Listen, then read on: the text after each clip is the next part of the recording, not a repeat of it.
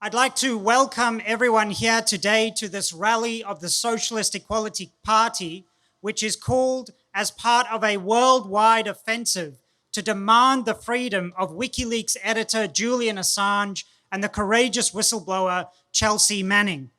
Your participation today is part of an international series of events being held by our world movement as well as others ahead of the start of Julian Assange's extradition hearing on the 24th of February in London, which is a lawless kangaroo court aimed at delivering the renowned journalist into the hands of the brutal American prison system. Now, to give you a sense of the scope of international events that have taken place and are taking place, I just want to read out a few names of locations. On Thursday, there were rallies and meetings in London, in New York, in Bremen in Germany, and there are a whole series of meetings and events taking place in Germany, in Vienna. Yesterday, we had events in Melbourne, in Darwin, and in Sydney. Today, of course, is the event here in Parramatta in Sydney, but there is also events in Hamburg, in London, in Basel, Stockholm, Amsterdam, Melbourne, etc. We will have a rally tomorrow in Melbourne, as well as other rallies in Paris, Toronto, and the list goes on. Now, today you will hear from 4 speakers, and we invite everyone here to stay afterwards to discuss what you've heard and how you can take this fight forward in your workplace, your school, or your neighborhood. My name is Zach Hambides. I'm a member of the Socialist Equality Party and serve on its national committee, and I will be chairing today's rally. Now, as we stressed in our rally announcement, the British courts will decide whether to flagrantly disregard fundamental democratic principles and dispatch Assange to his American state persecutors. The WikiLeaks founder is threatened with a show trial on charges of espionage and a prospect of a life sentence of 175 years for exposing American war crimes in Iraq and Afghanistan, global diplomatic conspiracies, and human rights violations. It is the responsibility of all those who defend democratic rights to develop the campaign to win his freedom. Now, we demand that the Morrison government uses the full weight of its diplomatic and legal powers to end the extradition hearing against Assange, who is an Australian citizen, and release him without any conditions. Since the Gillard Labor government of 2010, every coalition and Greens Labor government since has conspired to hand Assange over to the ruling elite in Washington, a ruling elite that has torn up virtually every single international law as well as its own constitution. Any claim that Assange would receive a fair trial in the United States is simply a lie. They have persecuted Assange to make an example of him, to terrorize and intimidate everyone around the world who exposes or seeks to expose the crimes of US imperialism. What has been prepared by the Trump administration is nothing more than a political show trial. Prime Minister Scott Morrison knows it, opposition leader Anthony Albanese knows it, and the entire political and media establishment in the United States, in Britain, in Australia, and around the world know it as well. Now, Assange is being charged under the US Espionage Act, but the US prosecutors will argue that Assange is not entitled to the First Amendment, that is, to the right to freedom of speech, because he is not a US citizen. Now, his defense team has warned, if the extradition is successful, the same can be done to any journalist, publisher, or activist who falls foul of the American government. Now, prior to any trial being carried out in the United States, once Assange reaches the US, he would be imprisoned in what are called special administrative measures. Now, Assange would be, in effect, completely cut off from the rest of the world. As a report by members of the Yale Law School and the Center for Constitutional Rights in the United States explained, and this is their quote, The net effect of the special administrative measures is to shield this form of torture from in our prisons, that is the US prisons, from any real public scrutiny. It would, in effect, be extraordinary rendition. Now, we also highlight the plight of Chelsea Manning, who for the last 11 months has refused to give false testimony against Assange. For refusing to comply, Manning has court fines reaching $250,000, has been cut off from sunlight, missed her mother's funeral, but will not budge. As she told a US judge, quote, "It is easier to endure these hardships now than cooperate to win back some comfort and live the rest of my life knowing that I acted out of self-interest and not principle." Yes, that deserves a round of applause. Now, we demand that the Trump administration immediately free this courageous whistleblower. The treatment of both Assange and Manning expresses at its sharpest point the attitude of the ruling elite to the democratic rights of the working class. They are class war prisoners and must be defended. Our World Party is fighting to mobilize an independent movement of the working class. The Australian government will only stop their collaboration in the persecution of Assange out of fear of such a movement developing. Small but decisive steps have now already been taken. Teachers in Melbourne and in Sydney have acted independently of their union and passed motions calling for a campaign among all educational staff, workers, to organise in the defence of Assange. We will hear today from a representative of our student and youth movement, the International Youth and Students for Social Equality, which on the university campuses has continuously campaigned and fought for the defence of Assange and Manning.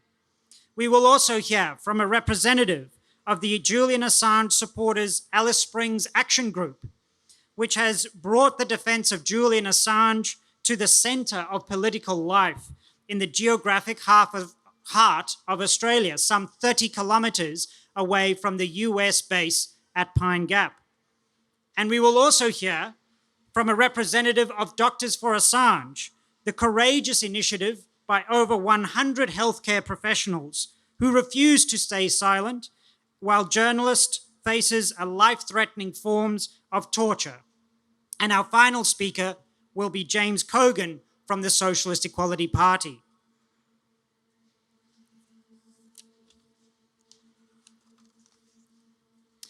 Now, to introduce our first speaker, John Davis, who is a member of the International Youth and Students for Social Equality, has campaigned among students at the University of Newcastle, where he is their club president.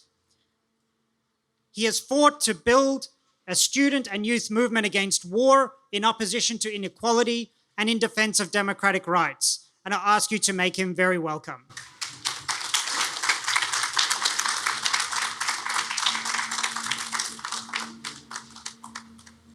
The International Youth and Students for Social Equality demands the immediate and unconditional release of WikiLeaks founder Julian Assange and the courageous whistleblower Chelsea Manning.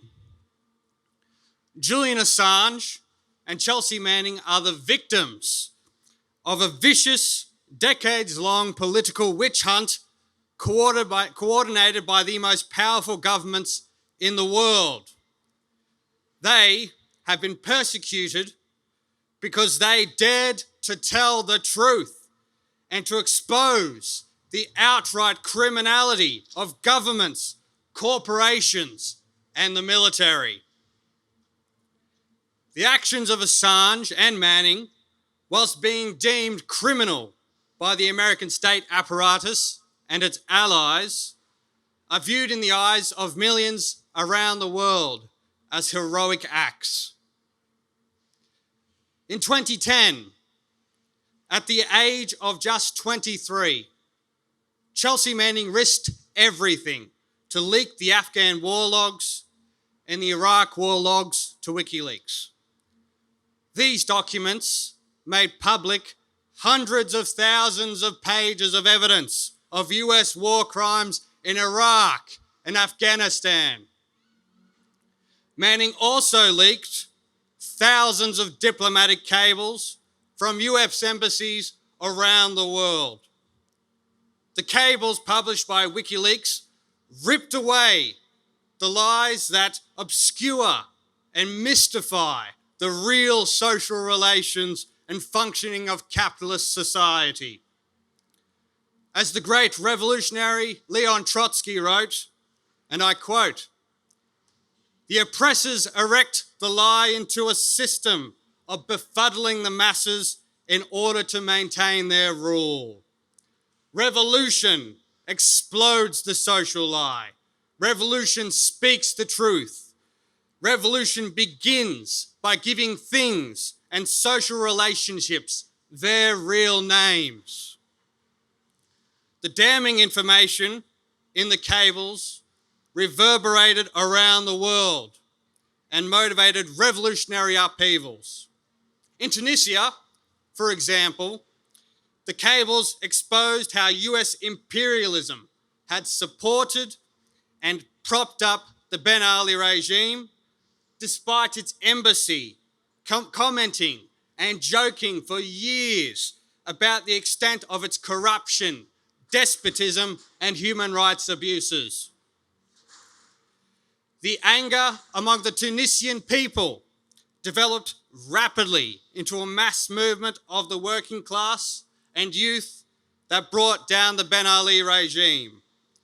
Foreign Policy magazine labelled the Tunisian events as the first WikiLeaks revolutions. Just weeks later, the Mubarak dictatorship in Egypt was overthrown.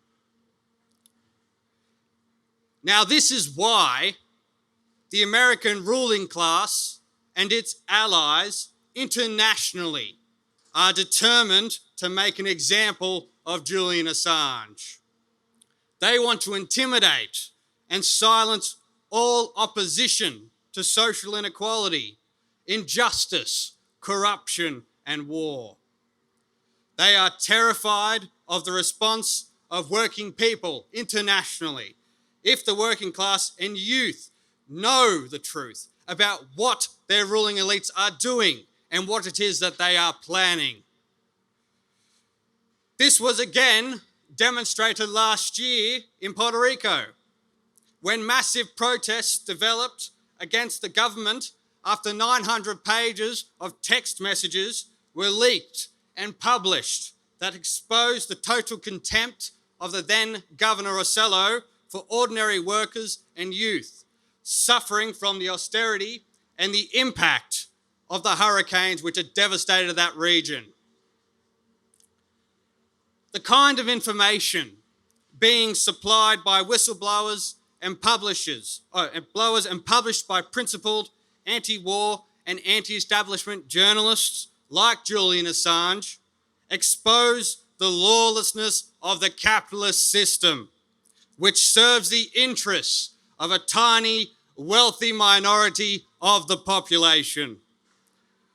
In its annual report on inequality, Oxfam revealed at the beginning of 2020 that the world's 2,153 billionaires now control more wealth than the bottom 4.6 billion poorest people.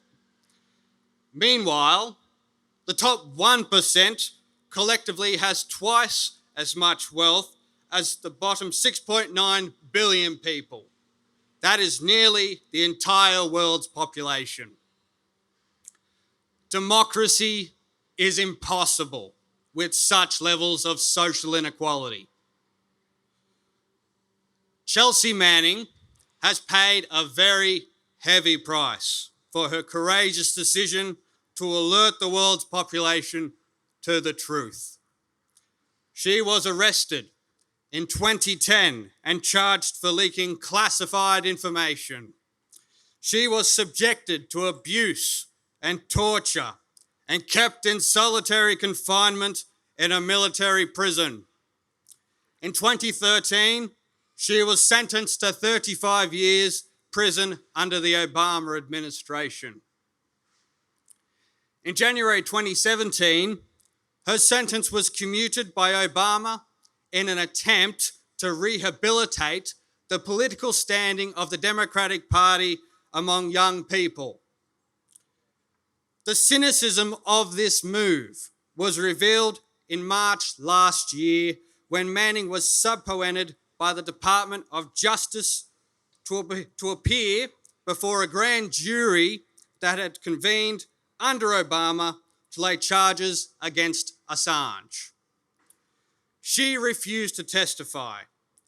When she was released, she was almost immediately subpoenaed to testify to a new grand jury convened under Donald Trump. She was thrown back in prison when she once again refused to testify. Since May 2019, she has been incarcerated in the Tisdale Federal Detention Center in Alexandria, Virginia, for more than 9 months now. The American state is trying to force her to recant her previous testimony that she acted alone to leak the information in 2009 and 2010 and give false testimony that Assange was directly involved. In addition to the deprivation of her liberty, Judge Anthony Trenger imposed a daily penalty of $1,000 for each day Manning remains silent in prison. The fines already total over $230,000. Make no mistake, Chelsea Manning is a heroic and courageous person, and her persecution is an immense crime, which, along with the persecution of Assange, must be brought to an end by workers and youth. In the last year alone, tens of millions of workers, students, and young people have gone on strike and protested in country after country. From the United States, India, Algeria, Sudan, Iraq, Lebanon, Chile, Hong Kong, and to the ongoing protests in France. Young people in particular have come to the forefront of these struggles. The reality of life for our generation is crushing debt, a lack of decent jobs, and insecure employment, endless war, the enormous growth in social inequality, and the threat of climate change. The struggles over all of these issues must raise the demand for the freedom for Assange and Manning. Securing their freedom will be a powerful blow to world imperialism and will increase the confidence that workers and youth have in their own strength as a class. The IYSSC, the youth movement of the Socialist Equality Party, calls on all students and young workers and unemployed to join us in the fight to defend democratic rights and for socialism.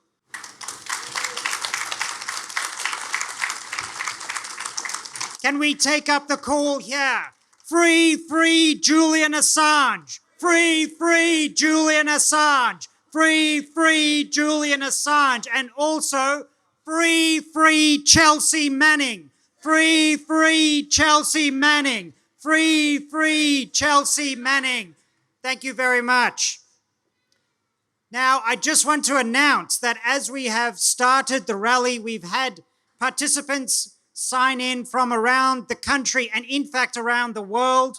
At the moment, we have people listening in and watching in from Queensland, from Adelaide, from Melbourne and other parts of Sydney as well, but also from Peru, from Florida in the United States, from Berlin in Germany. Let's give them a warm welcome to this rally in Parramatta.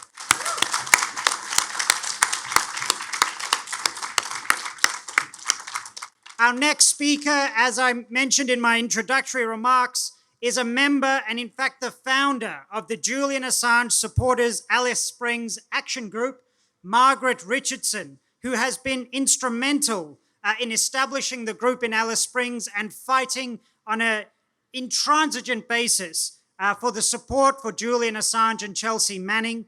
As we said, at the center of Australia, only 30 kilometers away from Pine Gap. I invite you to give her a very warm welcome.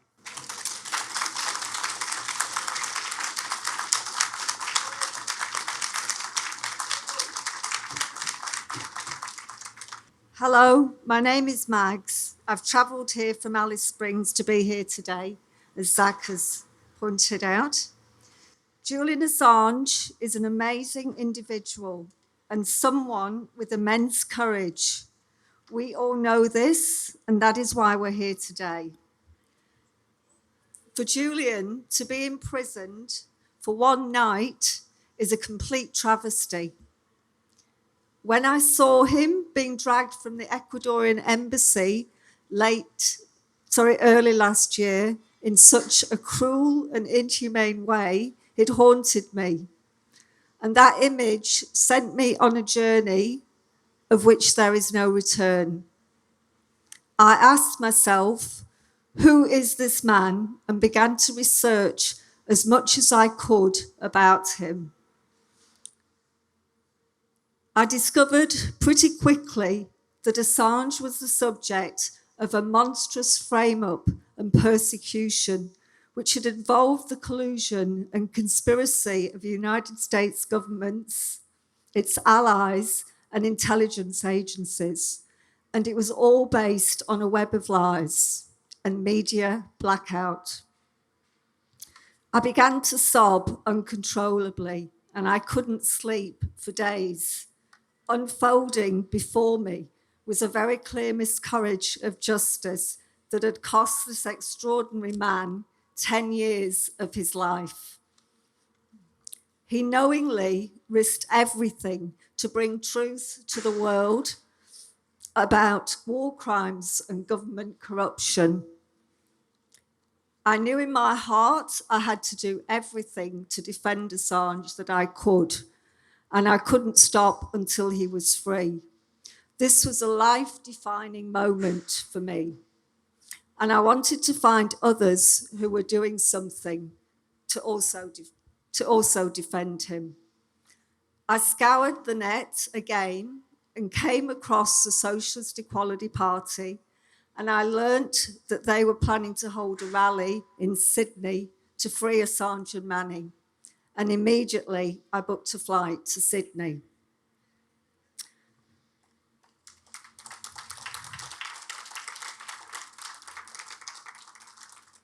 On my return to Alice Springs, more inspired and more determined than ever, I regularly connected with Assange supporters by phone in Sydney, in Newcastle with my friend Danielle, and through Facebook, and I began to link in with Assange activists worldwide. More and more of the jigsaw pieces of the conspiracy against Assange began to fall into place. And the more I learnt, the more I needed to know, and the more I wanted to do to defend this man. I formed a 3-page to-do list, which I'm happy to share, and I wrote to the Greens, my political party, urging them to launch a public campaign in defence of Assange. The minimal response that I received was highly disappointing, to say the least. I wrote to Get Up and Amnesty several times, but their responses were negative. The question is, why? Walking around Alice Springs, wearing a Free Assange t-shirt, the lack of interest seemed to be palpable, and I despaired. Surely there must be people in Alice willing at least to have a conversation with me about Assange. Then the Socialist Equality Party in Sydney suggested a couple of their members could fly to Alice to hold a public meeting. And this was music to my ears. I began holding information stalls at the market and at the shopping centre, and gradually people began approaching me for information. One such person offered to help me on stalls and help me to advertise the SEP rally. The need to commence a group in Alice Springs became apparent. Within a week of the SEP's public meeting, a Facebook page was established, a group name was allocated, the Julian Assange Supporters Alice Springs, or JASAS Action Group, and a group meeting attended by approximately 15 people.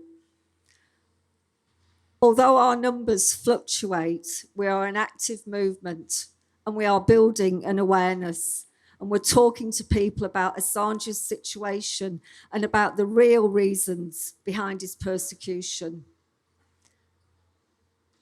Even if the numbers are small to begin with, it doesn't matter, because you're building an awareness among ordinary people, which is the only way forward. And you do this in the knowledge that there is a definite groundswell of support internationally for Assange's release. Once people see the deeper issues, and that is that we are all Julian Assange, that all our rights are being threatened, and if the extradition of Julian is not prevented, then they respond. The fact that we've established an Assange Action Group in Alice Springs on the doorstep of the United States Pine Gap spy base is a powerful message to the United States and its corrupt and illegal attempts to extradite Assange. It's also a message to the Australian government, which is allowing this to happen. Julian has been persecuted to within an inch of his life, and we have to keep dispelling the myths and patiently correcting people's misconceptions. The first line of defence of Assange is educating yourself. Once you take up the fight to free Julian Assange and Chelsea Manning, you will learn many things about the multi-layered complexities of Julian's persecution. It's all driven by capitalist greed and war.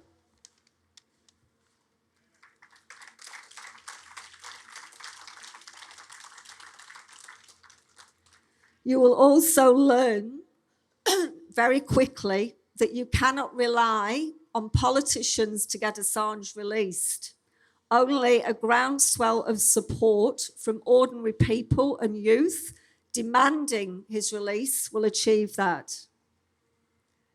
Over the past few weeks, our action group has collected signatures for a petition calling on the Alice Springs Council to pass a resolution opposing the extradition of Assange. When this was presented to last month's council meeting, one councillor walked out.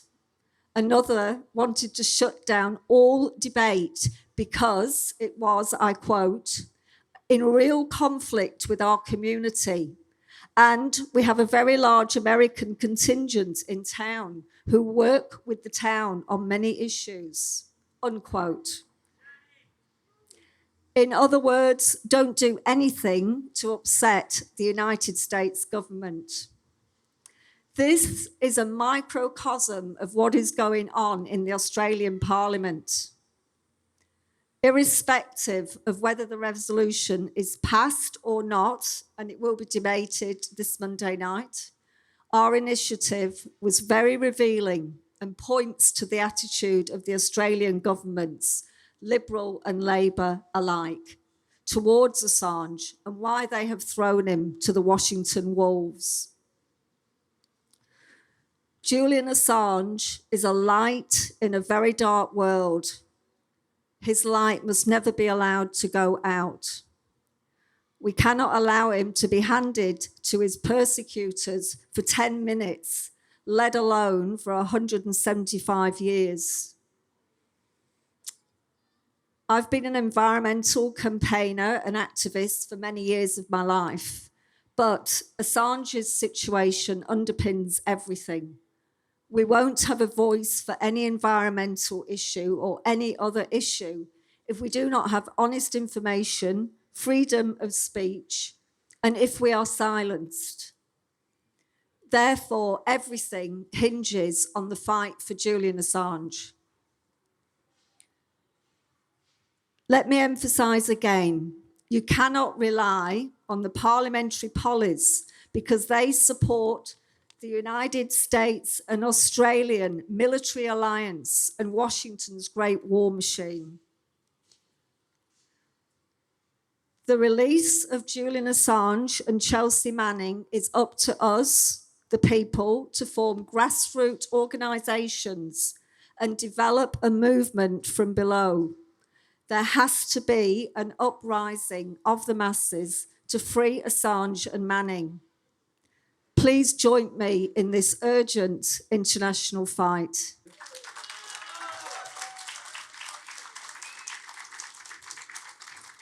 Thank you, Margaret, for those inspiring remarks, which makes clear the road forward for an independent actions and committees to be taken by workers, clearly all around the world, all around Australia.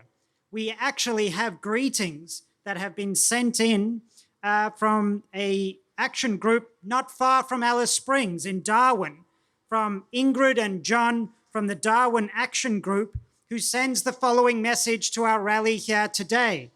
Julian Assange is a journalist and fellow Australian citizen who exposed a core of unjust behaviour by world leaders, including war crimes, collusion and manipulation for dishonest purposes. Mr. Assange stood firm in his foundation of values. Now, for telling the truth, he is bullied by a world power, persecuted, forcibly silenced, and facing 175 years in jail. Is this justice? Journalism is the voice of the voiceless. Thank you, Mr. Assange, for speaking for us, the people. Now it is our turn to speak on your behalf. With protests being held worldwide, we stand together, united for the truth, for justice, and for freedom. Thank you for those remarks.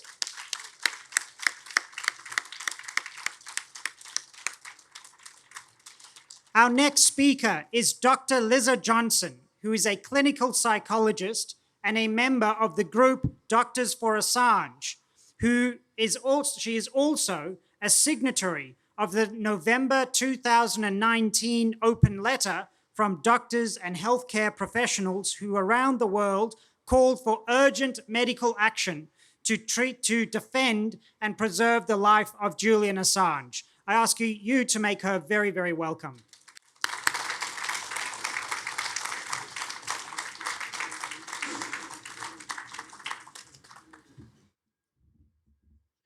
Thank you, Zach. So as Zach said, I'm a psychologist, and I'm very grateful to be here speaking at this Socialist Equality Party rally because I first started writing about the psychology of Julian Assange's persecution after attending a Socialist Equality Party rally in 2018.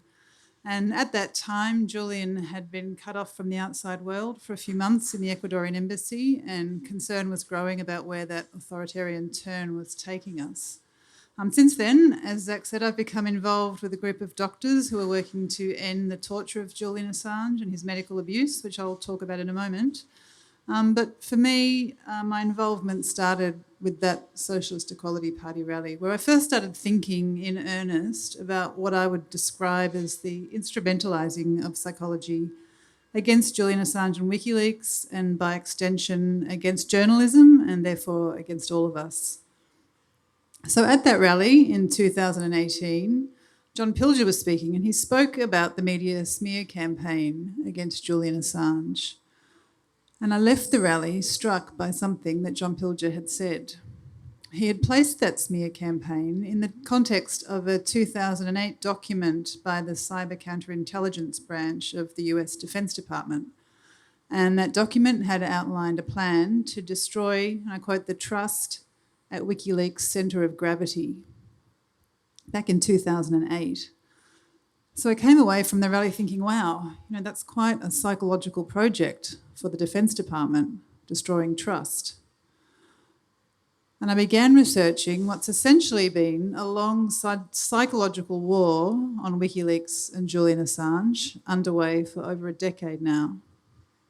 And that psychological war has involved not only a smear campaign, but the use and abuse of psychological tactics to manipulate the populations of the world into seeing reality upside down, such that peace is bad, war is good, truth is dangerous, and censorship will set us free. So I felt a responsibility as a psychologist to help people understand that psychological manipulation, because it's fostered a public mood in which it's been possible for so-called democratic states to gang up and persecute a publisher, possibly to death, for journalism. And in fact, that psychological manipulation has paved the way to this truly Orwellian turning point in history, where starting on Monday, we will find out whether journalists can now be thrown in jail for 175 years for reporting on other people's crimes. On Monday, Julian Assange will stand trial for reporting on a crime in which a father was slaughtered in front of his 2 children who sat in a nearby van while he tried to rescue a wounded man. Then his children were strafed with bullets themselves. For this crime, it is Julian Assange and Chelsea Manning who sit in jail, not the perpetrators. The perpetrators are the ones who are free and calling the shots, leading the world to turn its back on those children in the van while they point their fingers at Chelsea Manning and Julian Assange. So to my mind, this toxic psychological spell, which has been enabling the persecution of a journalist and whistleblower, started to be broken in May last year when the UN Rapporteur on Torture, Nils Melzer, and 2 medical experts reported that Julian Assange was suffering all symptoms typical for prolonged psychological torture. So not some symptoms, all symptoms. That was what they said. They reported that torture extended back over years in the Ecuadorian embassy and has continued and intensified to this day in Belmarsh prison. Nils Melzer and his medical team essentially characterised the psychological war on Julian Assange and the broader political pursuit of him as torture. And it's a psychological torture that's involved a relentless campaign of judicial harassment, state targeting, arbitrary deprivation of liberty, with total disregard for due process, human rights, rule of law. It's involved public vilification and mobbing, constant surveillance, intimidation, including multiple assassination threats, prolonged isolation, which is very damaging for human beings, and, importantly, medical neglect, willful medical neglect, which is where a group of principled and very concerned doctors came in. So as Zach said, in November last year, an international group of doctors, then around 60, now over 100, and some psychologists, I'm one of them, grew so alarmed over authorities and governments' lack of response to the shocking findings of the UN Rapporteur on Torture. His letters have not even, well, they haven't been responded to. Governments haven't investigated his claims as they're required to do under international law. So concerned that we started writing to governments. And at the time, in November, Nils Melzer had just warned that Julian Assange's detention in Belmarsh prison may soon end up costing his life for journalism. So we appealed to governments to intervene as a matter of medical urgency to end Julian Assange's torture and protect his human right to life and health. First, we wrote to the UK Home Secretary, calling for Julian Assange to be transferred from prison to an appropriate hospital setting before it's too late. Our letter received worldwide coverage. It was even the top story on the Guardian website the morning it went out, which I found extraordinary, The Guardian, but no response from the UK government. So then we wrote to the UK Secretary of State for Justice. No reply again. Then, in December last year, we wrote to the Australian government, urging the Australian Minister for Foreign Affairs to intervene on behalf of her citizen whose life was at risk from abuse by a foreign state. Still nothing. But now, just this week, in the face of government's determination to continue torturing Julian Assange, the world's leading medical journal, The Lancet, has published our warnings and the story of our unanswered letters. And The Lancet, I should say, I was expecting the letters to be quite heavily edited. They weren't edited at all. And The Lancet was very happy to publish almost immediately. Yeah, got on The Lancet, yeah. So the story that those letters tell is one of state-sponsored medical abuse of a journalist and publisher for journalism. It's a long story of governmental obstruction of healthcare, first in the Ecuadorian embassy and now in Belmarsh prison. And it's a story in which doctors have been afraid to examine Julian Assange because of an environment of fear and intimidation.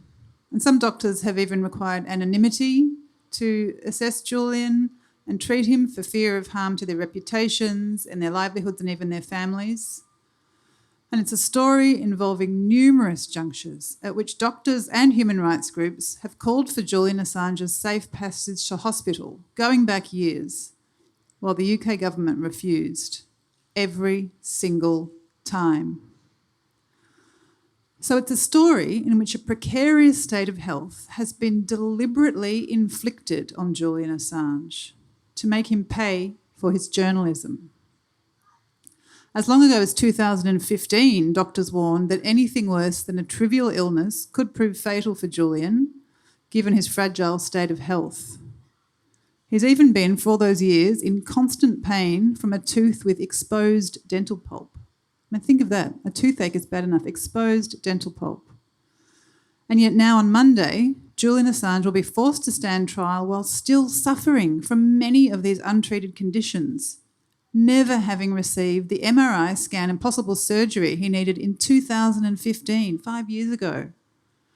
It requires specialised equipment and facilities not available in an embassy or a prison. Julian Assange has ongoing risks of bone problems, serious dental problems and immune problems from his years of confinement in the Ecuadorian embassy and lack of healthcare, on top of which he is still being psychologically tortured on the eve of his extradition hearing. In fact, his torture has intensified in Belmarsh prison. Julian Assange is still isolated, reportedly for 23 hours a day, even after being moved into general population. He's under constant surveillance and still under constant extreme stress and trauma from the threat of US extradition, while having been prevented from even preparing his defence. Julian Assange has the US national security state bearing down on him, the most powerful nation on earth, with all the money in the world and all the lawyers they like and 10 years to prepare. Meanwhile, he's been denied regular access to his lawyers, sometimes only seeing his lawyers twice a month, sometimes getting 10 minutes to read documents before going to court. He's been denied access to computers, and he's even been prevented from reading materials in the case against him. He's had to turn up to court not having read the documents in the case against him, as he fights for his life. Psychologically, this is like holding someone bound and gagged in the basement while their assailant stands outside sharpening their knives. It's absolutely cruel, absolutely unusual, and absolutely torture. Even worse, expecting someone to stand trial while being abused like this, after medically and psychologically depriving them of healthcare and social contact, is like depriving a hostage of food and water and then forcing them to run a marathon. Just 2 weeks of solitary confinement alone, let alone the other abuse, can cause changes in brain activity and memory and concentration, affecting the ability to think and speak and reason, that may prove permanent. Just 2 weeks may prove permanent. For Julian Assange, it's been months. And people can take, if they do recover, can take years or even decades. So it's no coincidence that Julian Assange has been systematically weakened and undermined in this way ahead of the press freedom test case of a lifetime. It affects Julian, of course, but it affects all of us. What's more, and what the doctors know, is that psychological torture can prove fatal. What many people don't understand, but what the doctors understand, is that psychological torture doesn't just harm a person emotionally and cognitively, it also harms them physically. Being in that constant state of extreme stress with constantly elevated stress physiology can cause a host of physical and medical problems, some of them fatal, from cancer to immune problems to cardiovascular pathology, even including sudden cardiac events or stroke. The doctors know that psychological torture can kill. So we're not mucking around when we write to governments urging them to get Julian Assange out of Belmarsh prison now and call off the torture immediately. Because one of the dangers in all of this is that the precise nature and time course of the physical effects of psychological torture and prolonged extreme psychological stress are inherently unpredictable. There's no way of knowing when and how they may strike. A person can be fine 1 minute and gone the next. And Nils Meltzer, the rapporteur on torture, has said that. So just because Julian Assange can turn up to court and speak, and even if he couldn't in October answer questions about his name and his date of birth very well, but even if he can, that does not mean he's all right. It's what the doctors know. Nobody, when somebody's been subjected to that level of medical neglect and psychological torture, it's inherently a life-threatening, precarious, unpredictable situation. So in Julian Assange's case, this dangerous state of health is the result of a program of sustained medical neglect perpetrated for political reasons, to facilitate the political extradition of a journalist. So we wrote in The Lancet last week, I quote, "This politicisation of foundational medical principles is of grave concern to us, as it carries implications beyond the case of Julian Assange. Abuse by politically motivated medical neglect sets a dangerous precedent, whereby the medical profession can be manipulated as a political tool."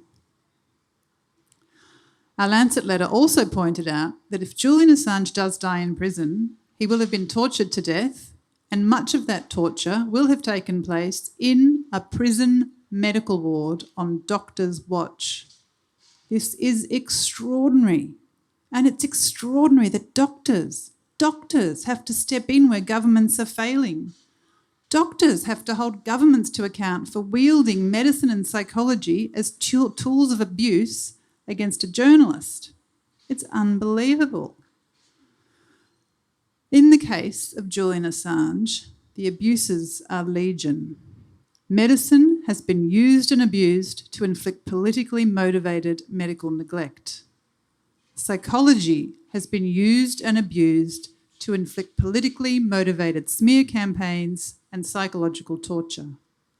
The law has been used and abused to inflict politically motivated persecution. And journalism has been used and abused to cover for all of it. And it's this last abuse that's the most dangerous, because true investigative journalism, the kind that exposes the crimes of the powerful, like Julian Assange's journalism, is what protects us from all the other abuses of power.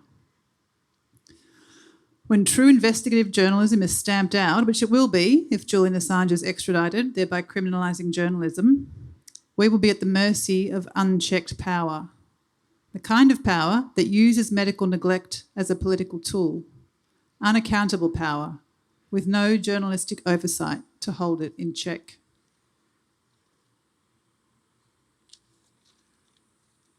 And if the psychology profession knows anything about power, it's that unchecked power and unchecked abuse will escalate.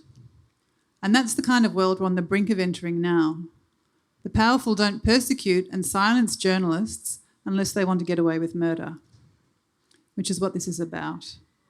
It's about journalism, of course, and it's about democracy, it's about human rights, it's about rule of law, and as Mag said, it's about every single issue that matters to human beings, which we can't know about and we can't fight if we don't have information. But above all, it's about power and tyranny. If Julian Assange is extradited, we will have set tyranny free, which is why we all, doctors, psychologists, journalists, haberdasherers, human beings, we all must fight these trumped-up charges, this false imprisonment and this abuse, like our lives and our children's lives and other people's children's lives depend on it, because they do. So free Chelsea Manning and free Julian Assange. Thank you.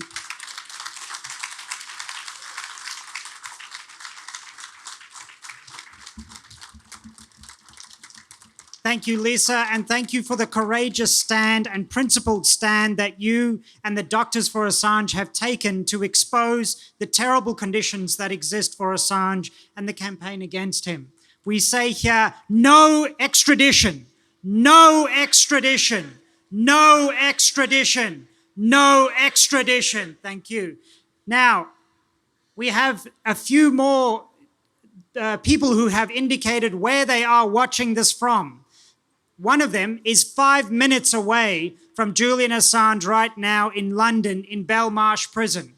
We extend to you to participate in this campaign. Everyone online, take photos of where you are. If you are with a group, if you have a placard, if you have a sign, post it on Facebook, post it on the stream now. Show your support and take part in this.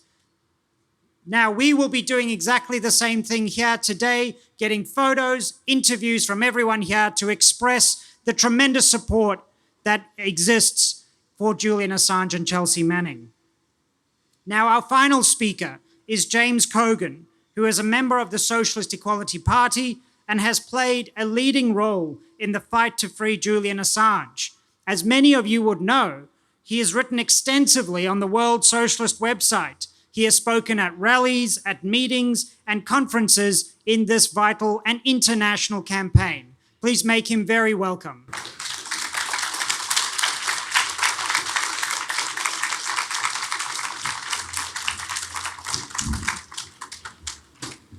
Well, just in beginning, I'd like to thank all the other speakers who have certainly presented very clearly the breadth of the political issues that we're here about. I mean, the near decade-long persecution of Julian Assange is the test case for freedom of speech and democratic rights of our time. Its outcome is going to have immense implications for all of the social and democratic rights of the working class, whether in the United States, in Britain, here in Australia, or internationally. Now, we know that there are tens of millions of people now who are following the Assange case and will be following the extradition hearing as it begins on February the 24th in London. Demands are being made for his freedom from every part of the world, including belatedly by some prominent politicians and major human rights and civil liberties organisations. The outpouring of support now taking place for Julian Assange is the product of several interconnected factors.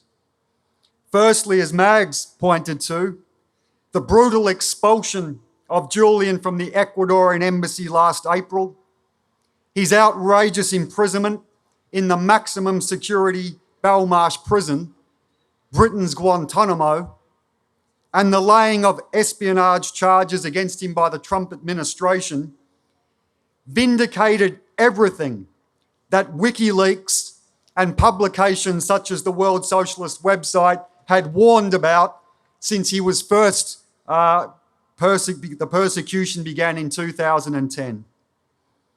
The false allegations of sexual assault levelled against Julian by Swedish prosecutors were always the means to try and undermine his support, slander his name, and create conditions where he could be rendered to the United States.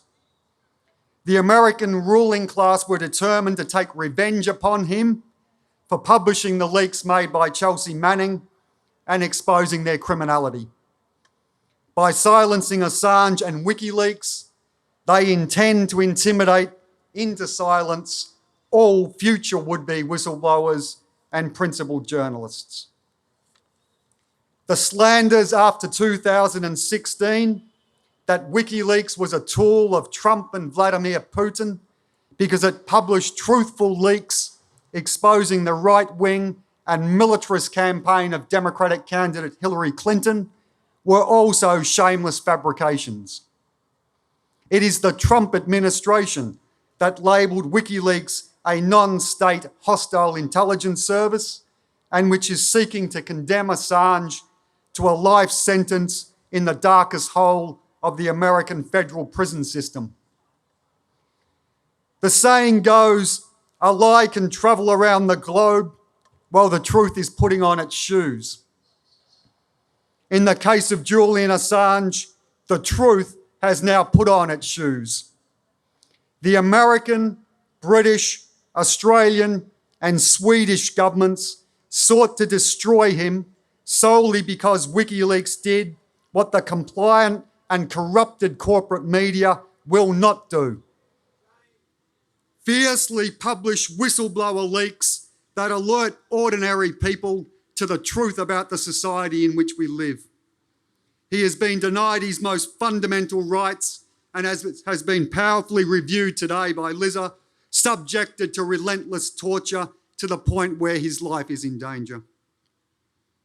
Chelsea Manning has been re-imprisoned because with the courage and the principle that has defined her life, she has refused to testify to a grand jury in Virginia against Assange. Now, people everywhere were shocked and horrified by the brutal treatment of Assange following his eviction from the embassy and the re-imprisonment of Chelsea Manning. The most decisive factor in the upsurge of support for Assange and Manning, however, is the undeniable, explosive re-entry of the working class into political life around the world. For decades, the class struggle was suppressed. Today, the grotesque level of social inequality, the growing danger of extreme right movements and fascism, and the danger and ever-present wars are propelling tens of millions into struggle in powerful social movements, demanding decent living standards, the protection of their democratic rights, for action on climate change, and against militarism. Now, in the eyes of the workers and young people who want far-reaching political and social change, there is no question that Julian Assange and Chelsea Manning are considered heroic symbols of defiance and resistance.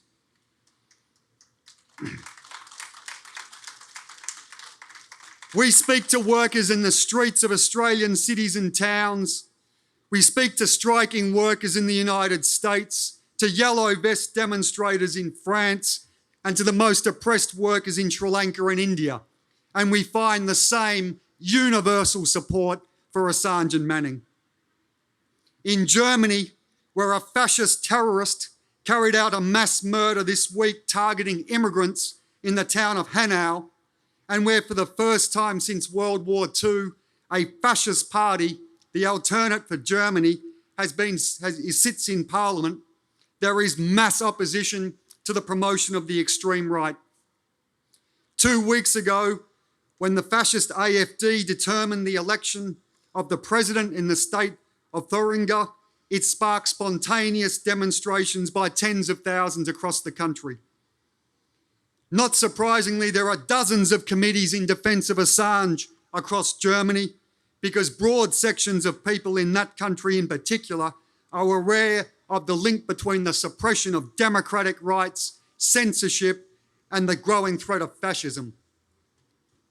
Now, that is the main reason why politicians and organisations that had maintained a complicit silence for many years on Julian's persecution are now speaking out. They are seeking to prevent the sentiment over Assange and Manning becoming merged with the broader issues propelling the working people into mass social struggle. They want people to believe that somehow or in some way democratic rights can be secured and Assange's freedoms can be secured by appealing to the moral conscience of politicians and governments without a direct political struggle against them. Now, at this rally, we certainly demand that the coalition government of Prime Minister Scott Morrison act immediately to compel the Tory government of Boris Johnson in Britain to reject this extradition application, release Julian immediately with no conditions, and allow him to return to Australia if he chooses to, with guaranteed protection from any US application to Australian authorities. We are no less demanding that the Trump administration end the vindictive imprisonment of Chelsea Manning, restore her freedom, and repudiate the outrageous fines that have been levelled against her to bankrupt her for the rest of her life. But we have no illusions that Morrison or Albanese, Johnson or Trump, or the political elites of any country are going to listen to moral appeals about the injustice of the situation or undergo some type of overnight transformation into passionate defenders of the very democratic rights they're tearing to shreds.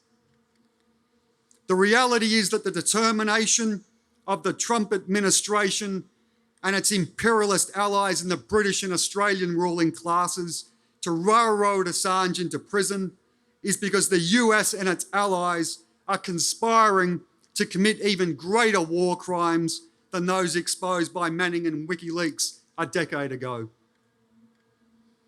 I think all of us here know the persecution of Assange and Manning is part of a far broader censorship of oppositional views, the ramming through of draconian laws to illegalise political dissent and working class struggle, the stoking of nationalism and anti-immigrant racism, and the cultivation of the extreme right and fascist tendencies. The evisceration of democratic rights and the preparations for police state rule are always part of the preparation to suppress popular opposition to war, whether it is the war they are plotting against Iran or the wars they are plotting against nuclear armed powers such as Russia and China. Now, two developments in this country in the last week underscore that this is about war preparations. Firstly, the precedent that has been established by the Australian government's collaboration with the persecution of Assange has well and truly come home. On February the 17th, last Monday, a federal court judge ruled in favour of the government and the Australian Federal Police in the case taken out by the Australian Broadcasting Corporation over the police raids that were carried out on its Sydney offices last June. The ABC lawyers had argued in the court that the raids were unlawful because they violated the implied freedom of political communication in the Australian Constitution. The ABC argued that it had the right to publish leaked evidence of that the Australian military had committed war crimes and atrocities against civilians as part of the US occupation of Afghanistan. That was the ABC's case. They had the right under the implied freedom of speech in the Australian Constitution. The judge threw out the ABC's case. He cited a 1963 precedent in Britain, and I quote, "The public interest in national security necessarily outweighs the public interest in the free flow of information." That is, according to the federal court on February the 17th, 2020, there is no right to freedom of speech in Australia, implied or otherwise, in regard to all matters classified as national security, which includes in particular all issues relating to the alliance with the United States and other powers. A blunt message has been sent by the Morrison government and now the federal court. Any media in this country that publishes whistleblower evidence of Australian war crimes, intelligence operations, or just how close US-Australian military collaboration has become, will become the target of police investigations, raids, charges, and possible imprisonment. ABC journalists face now the possibility of criminal charges for the information they published. Now, secondly, and perhaps more significantly, for those who missed it, because it was banner headlines all through the news, of course. No, it wasn't. The Morrison government, with the full bipartisan support of Labor and its leader, Anthony Albanese, announced yesterday that a further $1.1 billion will be spent up until 2027, upgrading the Royal Australian Air Force Base at Tyndall in the Northern Territory. The Australian newspaper reported that the upgrade, quote, signals a more assertive Australia-US posture against China and is, quote, designed to support Code E large aircraft such as US Air Force B-52 strategic bombers. The upgrade to the airbase flows directly from the US Force Posture Agreement signed by the Gillard Labor government with the Obama administration in November 2011, which gave the American military unprecedented access to all Northern Australian airfields and Australian naval bases. That is the same Gillard government, Greens-backed Gillard government, that denounced WikiLeaks for carrying out illegal activity and called for charges against Assange to be pursued. Behind the backs of the Australian population and with no public debate, the Gillard Labor government, followed by the coalition governments, Abbott, then Turnbull, now Morrison, have facilitated Northern Australia being turned into a permanent base of operations for American long-range bombers, not only B-52s, but B-1 stealth, that carry nuclear payloads and can murder millions in a war with China. The hostility of successive Labor and coalition governments toward Assange stems from their mutual commitment to the US-Australia military alliance and their alignment with the US preparations for what would be a catastrophic military conflict with China. The dominant sections of Australian banks and finance and big business are tied to Wall Street and their American counterparts by 1,000 threads. Now, we consider the contempt of the coalition and Labor for the anti-war sentiment of the population and for the rights of Julian Assange to be no different to their indifference and contempt for the lives of millions of people due to the impact of global warming, which was demonstrated so starkly over recent months as fires raged across much of this continent. Under successive Labor and coalition governments, the corporate and political elite were repeatedly, and I mean repeatedly, warned that climate change would vastly heighten the dangers of catastrophic fires.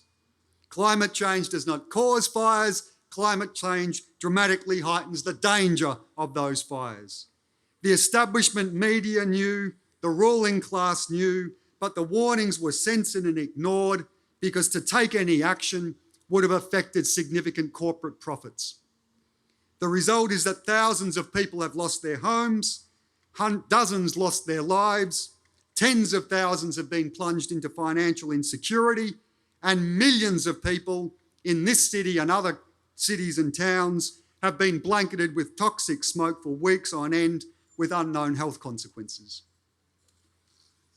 Likewise, petitions signed by hundreds of thousands of people calling on the government to act on Assange's behalf have been frankly just ignored and largely censored in the media because to raise any issues about Assange could affect relations with Washington and the US-Australia military alliance. The result is that an Australian citizen and journalist has been thrown to the wolves for over 9 years, and as far as Labor and the coalition are concerned, can rot and die in a prison cell.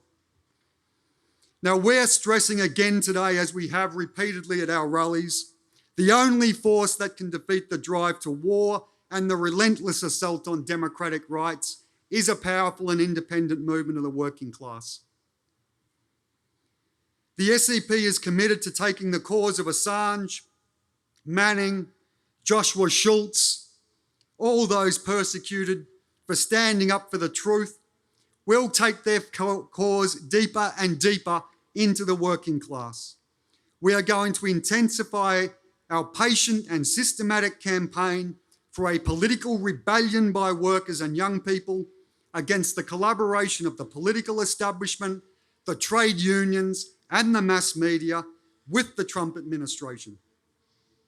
The working class has the right to know that behind the official rhetoric about democracy and serving the will of the people, governments rely on lies, xenophobic and nationalist demagogy, censorship, repression, and outright criminality to serve a financial and corporate oligarchy that through financial speculation and imperialist violence has concentrated the vast bulk of the world's wealth into its hands. I won't repeat the statistics that John cited, but they are well, I will repeat them. The fact that several thousand billionaires on a world scale own more than 4.9 billion people. As John said, democracy is impossible with such degrees of social inequality. Over the past 4 decades, wages have been devastated, our working conditions restructured, public services decimated and privatised, and tax cuts handed out to the corporations and rich, even as they hide trillions of dollars in tax havens. The conditions, however, are transforming. What has been a one-sided war is now being a two-sided war. The working class has re-emerged. The daily reality of war, social inequality, substandard services, and the attack on democratic rights and the danger of climate change have radicalised the working class and youth on a world scale. Now, at this rally, we are setting out a clear perspective. We're making a clear appeal to all those who recognise that the persecution of Assange and Manning is the spearhead of a broader assault on every hard-won democratic and social right. Turn to the working class and develop its independent initiative and struggle against the profit system and the governments that defend it. We call on workers from in every area, both union and non-union, from manufacturing and building workers, to miners and dock workers, to IT professionals, to nurses and doctors, teachers, bank workers and media professionals, to organise in defence of Assange and Manning. Form workplace committees. Take the initiative to form a committee at your workplace and move resolutions demanding the freedom of Assange and Manning and circulate it among your other sectors of your industry, as teachers are doing in Victoria and New South Wales. In every town and every suburb, we urge people to follow the example explained by Mags in Alice Springs, groups in Brisbane, groups in Darwin, groups in many, many towns and areas. Form an action group. Organise speak-outs and information stalls. Distribute material explaining the truth about Julian's case, including the letters written by doctors for Assange that have so thoroughly documented the way he has been tortured and is still being tortured. Due to the official censorship, believe me, there are people who do not know about the case of Assange and the case of Manning. In our opinion, such committees in both workplaces and in communities can become the foundation and springboard for ongoing independent political struggles over wages, over working conditions, for decent health care for the working class, for the education rights of the youth, over climate change, and against militarism and the conspiracies to prepare war. Now, to conclude, Assange's legal fight, which begins on Monday in London to prevent extradition to the United States, may well be protracted. This is only stage one. If the court rules against him, his legal team will appeal, and they will appeal through the entire process of the British legal system, all the way to the highest court, as they did in 2010 against the attempt to extradite him to Sweden. Chelsea Manning's legal battle, which she was back in court this week to try to demand presenting evidence as to why she'd be released, it also may be protracted. When this grand jury expires, they can easily just convene another one, compel her to issue a subpoena for her to appear to that, and throw her back into prison. She is confronting a situation where she is charged with no crime, but can be imprisoned indefinitely. Now, while we don't know the timetable of legal battles, we do know that the political struggle for the defence and freedom of Assange and Manning must be intensified, and must be intensified now. It must draw in ever broader sections of workers and young people in this country and around the world. To all of you who recognise that the perfidious role that has been played internationally in this country by the self-styled left, Labor and trade union organisations in the persecution of Assange and Manning, those who recognise that their role and abandonment of Assange and Manning is the same as their abandonment of all other issues affecting the working class, and understand it poses the need for a new and international and socialist leadership in the working class, I conclude by urging you to consider joining the SEP and our World Party. Thank you.